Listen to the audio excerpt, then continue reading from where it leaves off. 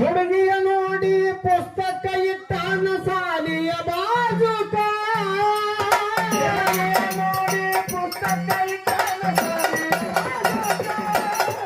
ಓದುದು ಬಿಟ್ಟು ತಲೆಯೆಲ್ಲ ಕೆಟ್ಟು ಹೊಂಟನ ಹಳ್ಳಕ್ಕ ಓದುದು ಬಿಟ್ಟು ತಲೆಯೆಲ್ಲ ಕೆಟ್ಟು ಹೊಂಟನ ಹಳ್ಳಕ್ಕ ಹೊಂಟನ ಹಳ್ಳಕ್ಕ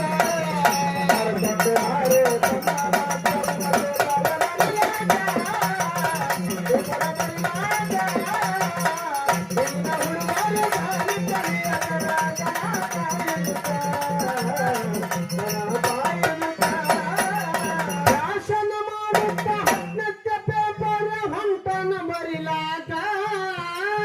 ಭಾಷಣ ಮಾಡುತ್ತ 10ನೇ ಪೇಪರ್ ಹೊಂಟನ ಮರಿಲಾಕ